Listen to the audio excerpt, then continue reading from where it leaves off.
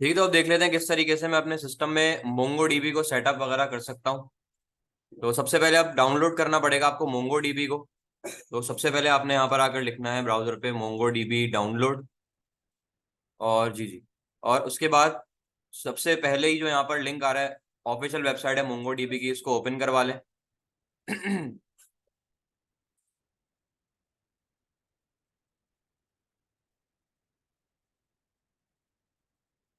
अच्छा, बेसिकली इसको यूज करने के दो तरीके हैं। तो सबसे पहले तो क्या करना है आपने, यहाँ पर आ रहा है Mongo dB community server download, थोड़ा सा स्क्रॉल करेंगे, सेलेक्ट पैकेज, यहाँ पर एक बटन नजर आ जाएगा, उस पर क्लिक करेंगे तो यहाँ पर आपको वो बता देगा कौन सा वर्जन आप डाउनलोड करना चाह रहे हैं, कौन से प्लेटफॉर्म के लिए चाह रहे हैं, और एमएसआई यहाँ पर सेटअप होगा। ठीक है, जिप फाइल नहीं करेगा वरना आपको इन्वायरमेंट वेरिएबल सेट करवाना पड़ेगा। तो फिलहाल इसको एमएसआई में ही आप इसको सिंपली डाउनलोड पे क्लिक करेंगे तो ये बेसिकली डाउनलोड होना यहाँ पर शुरू हो जाएगा। मैं दिखा देता हूँ। ठीक है, यहाँ पर ये 572 MB का, ठीक है, ये ऑलरेडी मैं अपने पास डाउनलोड कर चुका हूँ। तो जब ये डाउनलोड हो जाएगा तो उसके बाद क्या करना है, इसको सिंपली इंस्टॉल कर लेना है। सेटअप इसका बहुत ही सिंपल है। अगर ये मुझे मिल जाए डाउनलोड्स के फोल्डर में तो दिखा देता हूँ मैं। ठीक है, ये रहा, देखें, एमएसआई हुआ है मोंगो। अच्छा, ये मोंगो मेरे मेरे ख्याल से शेल है। अच्छा, ये रहा। ठीक है, इसको मैंने ओपन करवाया, नेक्स्ट करते हैं। ठीक है, अब आप लोगों के पास जब ये इस तरह का ऑप्शन नहीं आएगा, क्योंकि आप लोगों के पास, मेरे पास अभी सिस्टम में करंटली इंस्टॉल हुआ है, तो कह रहा है इसको चेंज करना है, रिपेयर करना है या रिमूव करना है। ठीक है, तो आप लोगों के पास बेसिकली यहाँ पर इंस्टॉल वगैरह का ऑप्शन आ रहा होगा, आपने लाइसेंस पे चेक करके और नेक्स्ट पे क्लिक करना है। और फिर दो बटन बेसिकली आपके पास आएंगे, एक कंप्लीट का और दूसरा कस्टम का, कि आपको कंप्लीट इंस्टॉलेशन करनी है कस्टम। ठीक है, तो आपने कंप्लीट पे क्लिक करके नेक्स्ट करना है और कोई भी डिफॉल्ट ऑप्शन चेंज नहीं करना, सिंपली नेक्स्ट करके इसको इंस्टॉल कर लेना है। जब ये इंस्टॉल हो जाएगा, अच्छा, एक और ऑप्शन आपके पास आएगा बहुत जरूरी, वो ये कि बोलेगा कि आपको, कि क्या आपको मोंगो डीबी के साथ मोंगो डीबी का कंपास डाउनलोड करना है। यहां पर बॉटम पर आ रहा होगा चेक। ठीक है, चेक उस पर लगा दीजिएगा। वैसे तो बाय डिफॉल्ट चेक लगा हुआ ही होगा कि आपको मोंगो डीबी के साथ, बेसिकली मोंगो कंपास क्या है, उसका आईडीई है, वहीं पर सारे डेटाबेस वगैरह हम जाके क्रिएट करेंगे। जैसे हमारे पास माइस्क्यूएल का होता है, पीएचपी माई एडमिन डैशबोर्ड होता है, तो मोंगो डीबी का होता है यहाँ पे मोंगो कंपास। ठीक है, तो उस पर चेक लगाकर आपने इंस्टॉल कर लेना, ताकि मोंगो का जो कंपास है मोंगो डीबी का, वो भी साथ इंस्टॉल हो जाए। अच्छा, उसी की इंस्टॉलेशन के दौरान क्या होगा, वो मोंगो डीबी का जो कंपास है वो ओपन करके दे देगा। तो ये बेसिकली है मोंगो डीबी का कंपास। आप सर्च भी करवा सकते हैं यहाँ पर मोंगो डीबी कंपास। ठीक है, ये बाय डिफॉल्ट जैसे ही इंस्टॉल होता रहेगा ये इसको खुद से ओपन करवा कर दे देगा बाय डिफॉल्ट। ठीक है, तो बेसिकली ये स्क्रीन आप लोगों के पास आ जाएगी फर्स्ट टाइम पर। ठीक है, तो आपने सिंपली क्या करना है, इसको कनेक्ट कर लेना है। ठीक है, ये हमारे पास बेसिकली यूआरएल आ रहा है। अगर इस पर इसको डिसेबल कर देंगे तो आप इसको एडिट नहीं कर सकते, तो फिलहाल इसको एडिट करने की जरूरत भी नहीं है। ठीक है, अच्छा, अगर इसको उस केस में एडिट करना है कि अगर फॉर एग्जांपल इस आईपी एड्रेस पर कोई और भी आपका जो सर्वर है रन होता है 27010, वैसे तो ये बहुत वो माइनर से केसेस में होता है, ऐसा नहीं होता। तो आपको फिलहाल क्या कर लेना, तो आप उसको एडिट कर लेगा अगर कोई इशू वगैरह आता है इसमें। तो यहाँ पर अब इसको सिंपली कनेक्ट कर लें तो ये आपके पास पहला इंटरफेस आ जाएगा मोंगो डीबी के कंपास का। ठीक है, इतना भी काफी है कि अगर आप ये इंस्टॉल कर लें। अच्छा, अगर फॉर एग्जांपल आप इसको इंस्टॉल करें और आपके पास मोंगो कंपास ना तो ओपन खुद से होकर आए, ना तो जब आप सर्च कर रहे हो तो ओपन होकर आए, इस तरीके से सर्च होकर आए, तो आपको क्या करना पड़ेगा। कई बार ऐसा होता है कि कॉन्फ्लिक्ट हो जाता है, कि कई बार आप चेक तो लगाते हैं मोंगो डीबी के कंपास पे, लेकिन वो इंस्टॉल नहीं करके देता। ठीक है, किसी वजह से।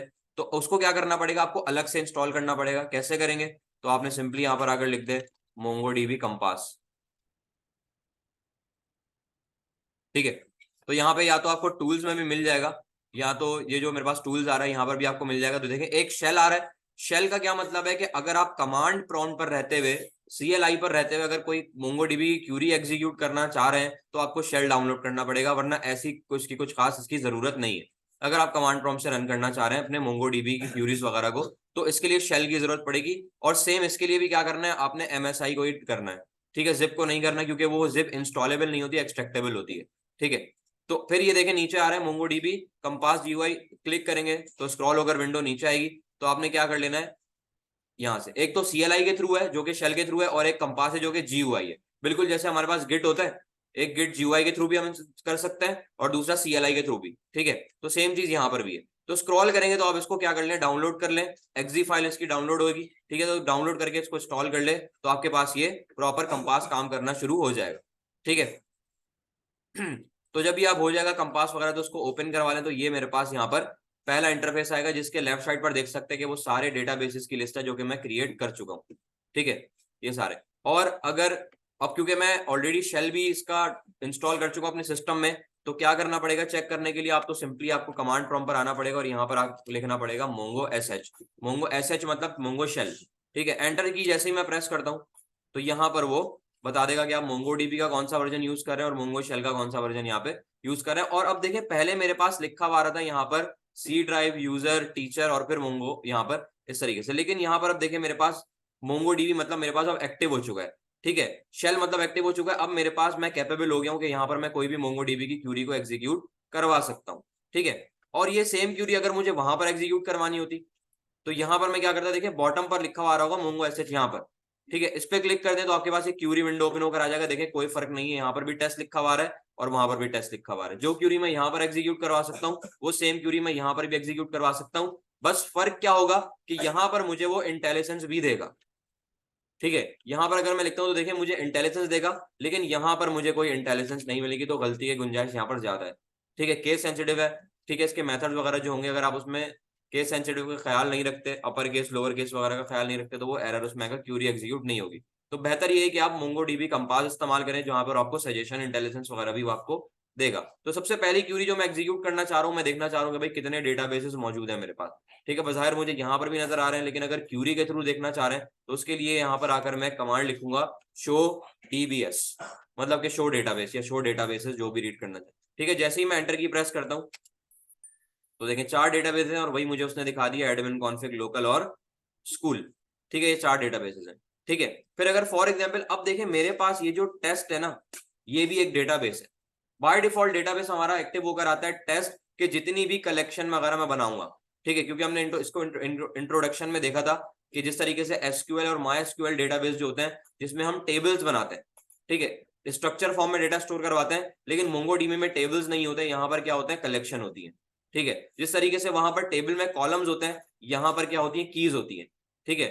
और यहाँ पर कॉल उसमें जैसे हर कॉलम में क्या होता है वैल्यूज या रॉज स्टोर करवा रहे होते हैं हम लोग टेबल में, यहाँ पर बोला जाता है उनको डॉक्यूमेंट, ठीक है। क्योंकि हम इसमें जेसन फॉर्म में डेटा वगैरह को स्टोर करवाते हैं तो उसमें की और वैल्यू में डेटा स्टोर करवाते हैं, तो वहां जो कॉलम का नाम था यहाँ पर वो की का नाम होता है, और हर कॉलम की जो वैल्यू होती है यहाँ पर भी वो उस की अगेंस्ट जो वैल्यू स्टोर करवाएंगे वो ये होती है, ठीक है।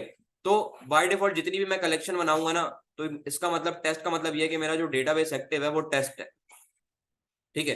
तो जितनी भी कलेक्शन मैं बनाऊंगा अभी वो सारी टेस्ट में बनेगी, ठीक है। लेकिन यहां पर देखें मेरे पास लिस्ट में तो टेस्ट का कोई डेटाबेस ही नहीं आ रहा। क्यों नहीं आ रहा? क्योंकि अभी तक उसमें कोई कलेक्शन मौजूद नहीं है। तो मोंगोडीबी में यहाँ पर क्या होगा, कंपास में उन डेटाबेसेस को शो करवाएगा जिसमें कोई ना कोई कलेक्शन, कम से कम एक कलेक्शन लाजमी उसमें बनी हुई होनी चाहिए, तब जाके आपका डेटाबेस यहाँ पर शो होगा। अदरवाइज अब जितने भी डेटाबेस बनाते रहे, अगर उसमें कोई कलेक्शन नहीं है, जीरो कलेक्शन है, तो वो आपका इस लिस्ट में भी शो नहीं करवाएगा, ठीक है। तो सबसे पहले अब यहाँ पर मेरे पास क्या हो चुका है, कंपास वगैरह भी इंस्टॉल यहाँ पर मैंने कर लिया है और शेल वगैरह भी इंस्टॉल यहाँ पर डाउनलोड वगैरह मैंने कर लिया, ठीक है। मैं फिर बता रहा हूँ कि अगर ये कंपास इसके साथ नहीं होता, डाउनलोड ओपन होकर नहीं आता, ठीक है, लिस्ट में भी नहीं आता, इस तरीके से सर्च करवा रहे हो तो आपको अलग से इसको डाउनलोड करना पड़ेगा और उसको इंस्टॉल कर लें, ठीक है। तो इस तरीके से आप क्या कर सकते हैं, मोंगोडीबी को अपने सिस्टम वगैरह में सेटअप करवा सकते हैं।